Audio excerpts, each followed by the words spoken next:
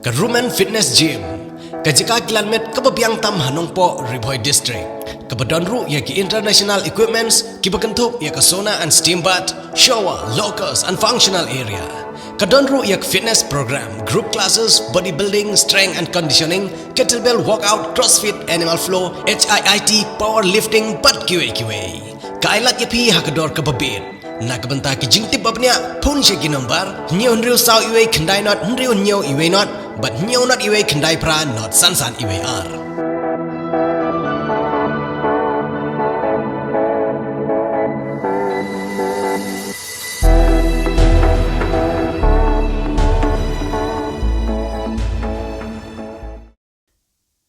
का मेघालय राष्ट्रीय भाषा प्रचार committee kabadai kawai nagi kunhun kaba persang banyele nagabanta banwanra bat ban hikai kiktin hindi haka jela kane ka kunhun kala pelong ika seminar kaba laisingi kinthi haka school ba USTM kaba habari dewa kabala sedang nadu ka khat tarik ulber bat kabala penkut haka khat sau tarik ulber hajar arpawai haka ne ka seminar laiwan bane shimpenta dakino hikai hindi jongki school ba pher haka jela katkum ka jingbatai jongki no hikai jongkane ka komiti kilo ong baga jingthmu jongkane ka seminar kadai nagabanta ban yamir jingmut halor ban persang ban wat ikilat kilenti nagabanta ban pengkelai ka ketin hindi haki jai ketin gi bapher ki badon haga jela Meghalaya kanang ban pensuk iki pai ba jong ka jela bakinang ban keren bat ban sungthu bhai ka ketin hindi haga ne ka sngi nakaliang ka ne ka kunhun kalapun ko buramru ikino hikai hindi bat kinong thokot hindi haga jela lawan ban sakhi ban yeshim bentalang hakane ka sngi penkut ikane ka seminar da UMLA kanong po constituency uba Meral Bonds im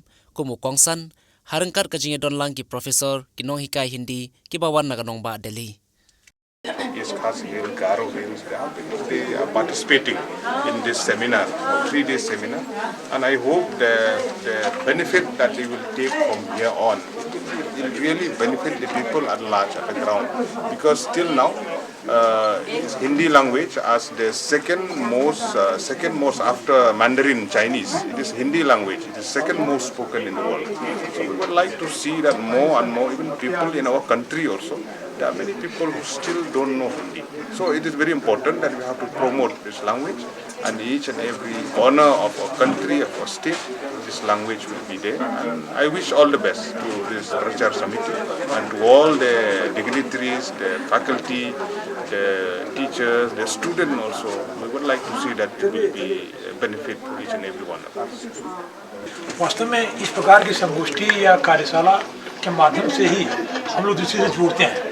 अब मान लीजिए कि हमारे दिल्ली से हमारे एक्सपर्ट आए हैं या मान लीजिए कि हम लोग बाहर से बुलाए हैं तो वो लोग यहाँ आकर देख रहे हैं और हकीकत क्या है, जो मुख्य यहाँ के लोग कहाँ हिल स्टेशन है, संकोच कहाँ है, तो आने के बाद पता चलता है। जो कोई दिल्ली से इसी बात को कहेगा तो बात बनेगी नहीं। जो आप यहाँ हम आकर कर रहे हैं मेघालय में और ये आसाम के विद्यार्थियों को आसाम में हम लोग बात कर रहे हैं तो उससे उसका जो इम्पैक्ट होगा, जो प्रभाव होगा वो वहाँ रख नहीं हो सकता।